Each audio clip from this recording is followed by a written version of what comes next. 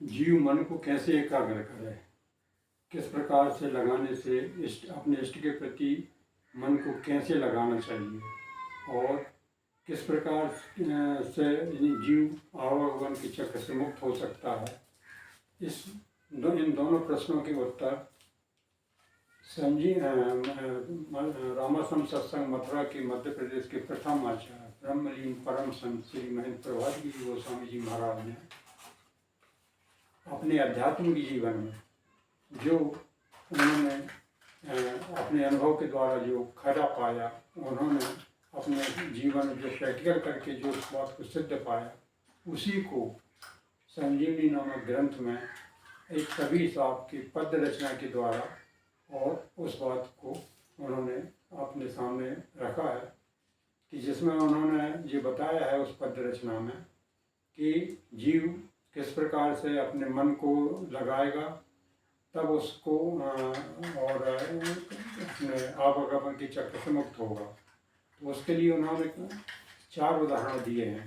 पहला उदाहरण उन्होंने ये दिए है कि मन को लगाने का पहला उदाहरण ये है, जैसे नट, पहले के ज़माने में जो नट होते थे वो अपने कर्तव्य दिखाते थे, रस्सी में पैदल चल के बाँस के ऊपर चढ़ के। तो नट जो है अपने सिर में खाली घड़े रख लेता था और बाँस के ऊपर चढ़ते जाता था, नीचे उसका साथी जो है ढोल बजाते रहता था।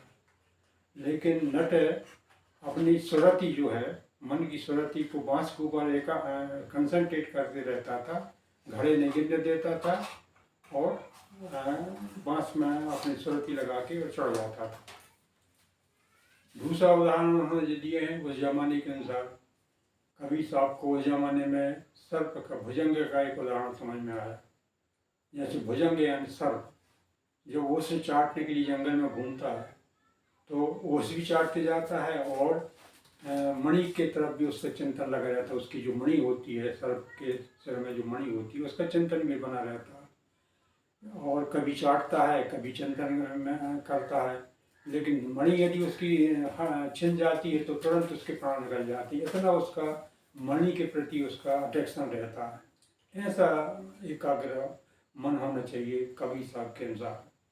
तीसरा उदाहरण उन्होंने दिया है अपना पनिहारिन का।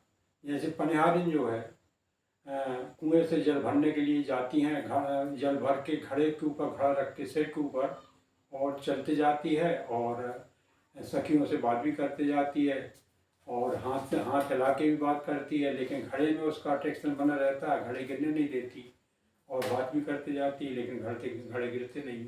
इस प्रकार उसका सुरति की धार घड़े पर बनी रहती है। और चौथा उदाहरण उन्होंने ये दिए है, उस ज़माने में कबीर साहब के ज़माने में सती प्रथा चलती थी। तो सती प्रथा में क्या होता था कि यदि किसी महिला का पति खत्म हो जाता था तो वो सती प्रथा के अनुसार और अपने पति की चिता के साथ लेट के और अपने प्राण त्याग देती थी। सारे कुटुंब में रिश्ते नाते सब छोड़ के और वो अपनी सुरति अपने पति पर लगा लेती थी, जिससे उसको जलने का कोई आभास नहीं होता था और वो सती प्रथा के अनुसार सती हो जाती थी, जो उसके पति के साथ ही जल के सती हो जाती।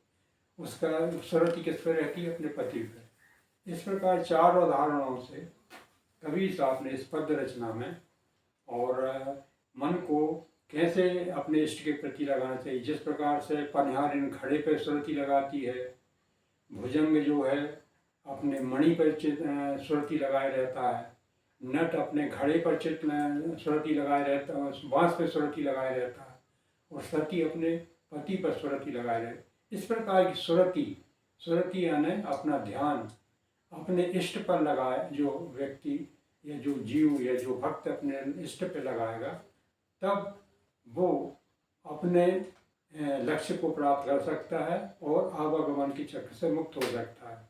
आखिरी पंक्ति में कबीर साहब कहते हैं, धूप दीप नैवेद्य दरगजा, ज्ञान की दीप जलावे, कहें कभी सुनो वही साधु, फिर जन्म न पावे। फिर इस प्रकार से यदि वो अपनी सुरति की धार लगाता है तो वो फिर उसका आवागमन के चक्र मुक्त हो, आवागमन के चक्र से जीव मुक्त हो जाता है। इस पद्य संजीवनी में जो हमारे आचार्य महोदय श्री महेंद्र प्रभात गोस्वामी जी महाराज ने जो पद्य के रूप में कबीर साहब का जो पद्य रचना प्रकाशित किए हैं, तो पद्य रचना को बहुत से लोग समझ नहीं पाते कि इसमें क्या क्या है, कहा समझ में नहीं आता। उसी को मैंने शुद्ध सरल हिंदी में और इसकी व्याख्या किया हूँ, जिसके अनुसार मन को एकाग्र करने का साधन बताया है और आवागमन के चक्कर से कैसे जीव मुक्त हो सकता है, ये विधि बताई गई है। बस इतना ही।